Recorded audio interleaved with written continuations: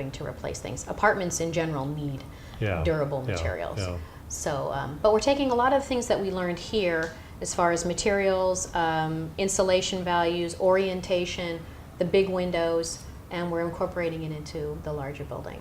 Great, great.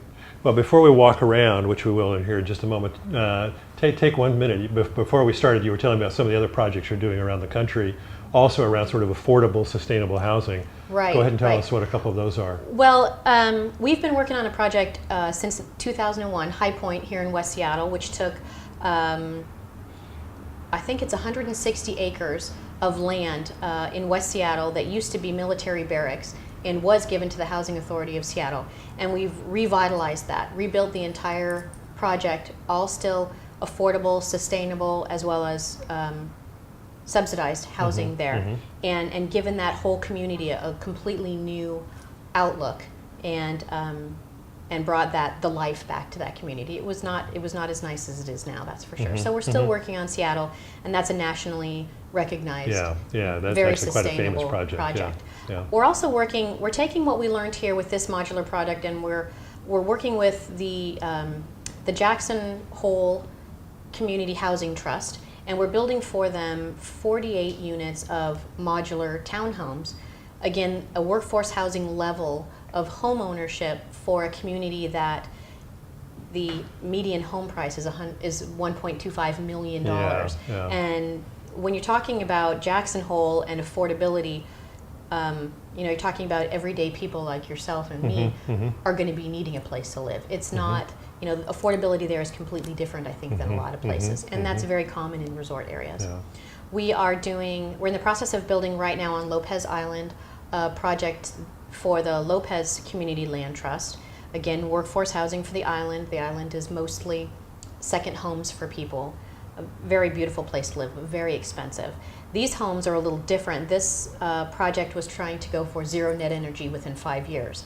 And these homes are all going to be homeowner built in order to keep the affordability down. So those are all straw bale homes, passively solar cooled and heated, and located on 7 acres on Lopez, but we've only disturbed 2 acres. This was a client that had even farther reaching goals for sustainability than we had ever seen. And we really pushed the limits on that. So we're reusing water for those. We're actually reusing rainwater for toilets and for laundry there. The homeowners, like I said, will come out and they're helping build their own homes. And very, very high efficiency windows, because that's the key to making sure we have the solar gain. We have a earthen floor that's used to absorb all of the heat and make sure that it's dissipated, at night when it's cooler. And we're very proud of that project, and that's going to be a lot of fun. And that's just 11 small little homes. That's great. That's great. Well, let's walk around these 2 units and see what they look like. Okay. And this is Glen Hiemstra. This is Futurist.com online TV, and thank you to Tammy, and we'll see what she tells us about the house as we walk around now. Thank you. Hi, come on in.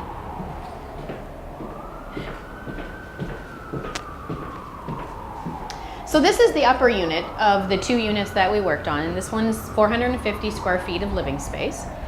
What you'll notice in both of these units is that we have not divided up the space into little compartments like you'd find in a normal house. And the reason that we did that is we're finding that people don't live traditional lifestyles like you would think about anymore. Most people don't have a need for a den or all of these little compartmented rooms in a building. So we've left this completely up to the personality of the person that would be living here. And what that allows them to do, although we have furnished this living room as a living room, this could be where someone puts their pool table if that's what they have. And the room that we have as the bedroom could be where their futon couch and their TV is. We haven't dictated how people live in these units. One of the things that you'll notice with these units is the glass.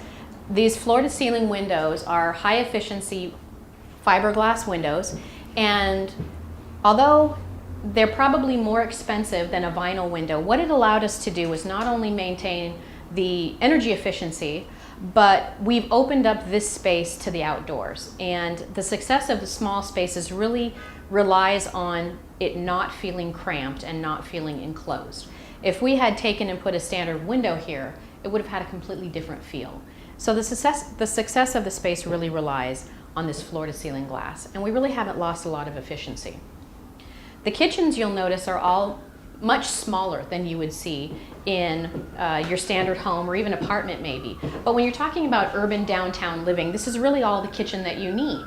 Most people who live downtown, they do their shopping once or twice a week sometimes.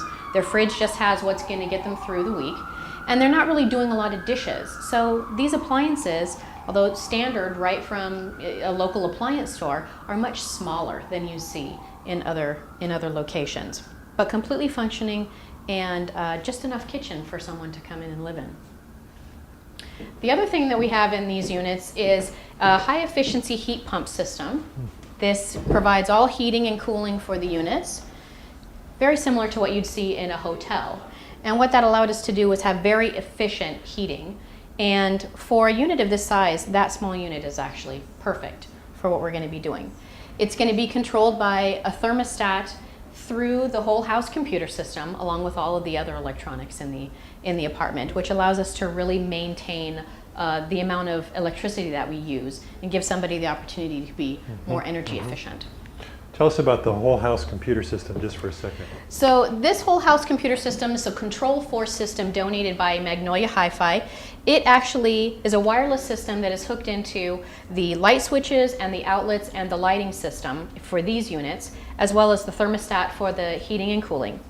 It could also be hooked up in an ideal situation to your water heater, to a Wi-Fi system, to a security system.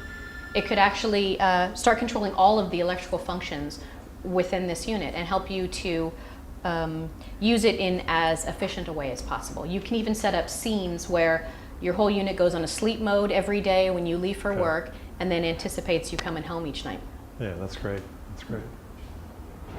Okay, so tell us about how they all fit together and about the construction a little bit. Well, the siding of this is the same hardy siding that we saw inside the deck. So this is still that 50-year siding, very durable rain screen system.